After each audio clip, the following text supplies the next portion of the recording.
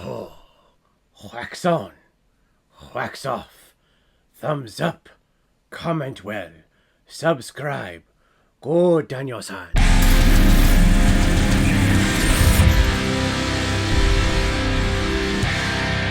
Karate Kid, released in 1984, and is directed by John G. Avildsen, who's also behind the Karate Kid Part 2, the Karate Kid Part 3, Save the Tiger, The Formula, Lean on Me, and Rocky 5. So in other words, he peaked early. And this film is starring Ralph Macchio, Elizabeth Shue, William Zabka, and Noriyuki Morita. And the reason why we're talking about this 80s classic today is because it was a PayPal recommendation and donation from a big contributor and supporter of this channel, David Klimov. Thank you very much for your recommendation, for sending this over. I know it's weird. I'm talking about the Karate Kid, or Karate Kid. I need to say it correctly, but probably not going to happen here. But I know I'm talking about this franchise that I know that you sent over in your bundle, this entire franchise for me to review. I'm talking about it in October, which is typically saved for all of the horror films that either I want to watch or have been recommended to me. But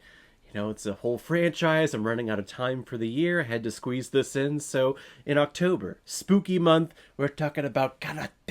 So thank you very much, David, for the recommendation. If anyone else out there also wants to be like David and help support me and contribute to this channel, you can select the QR code that is in the bottom left corner of your screen right now. Send over your donation of $5 or more with your movie recommendation. And if I have access to it, I will watch it, review it, and give you a little shout out just like what I did with David here. Daniel LaRusso has recently moved to Los Angeles from New Jersey and immediately starts getting bullied by a couple of the cool karate kids in this school. Well, through his apartment complex, Daniel befriends the handyman, who will come to know as Mr. Miyagi, and Miyagi decides to teach Danielson the ways of karate so that Danielson can learn self-discipline, but also compete in the local karate tournament. And I love how, just like every other martial arts film or TV series, when they talk about martial arts, karate, taekwondo, kung fu, what have you, they always talk about how fighting is a last resort. Martial arts is about self-discipline and inner peace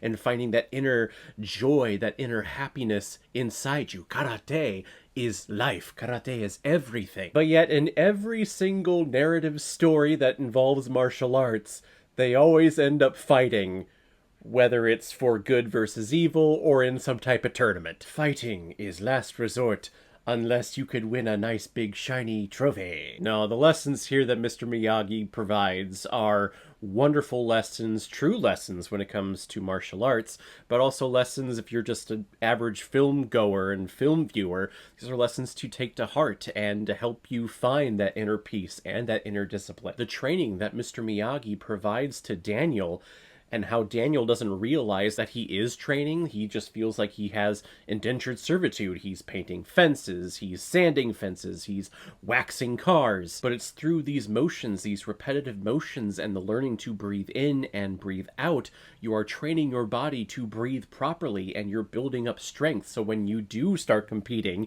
in tournaments and in fights, your forearms, your arms, your wrists, your legs, your stance is strong and is firm and is focused. This is the type of film that you want to see as a teenager because your brain is starting to develop, you're starting to figure out who you are as a person. So to have a film like this with a character like this of Mr. Miyagi providing you that guidance and that teaching and that discipline can help you become a better person. I feel like a lot of people who saw this film became better people, and now that I say that, I'm not sure because when it comes to the other side, the bad people who were just bullying for bullying's sake, you know, I'm sure a lot of people grew up becoming bullies themselves and beating up on us smaller people. I haven't seen the rest of the Karate Kid franchise other than Karate Kid Legends that came out earlier this year. I haven't watched any of the Cobra Kai series.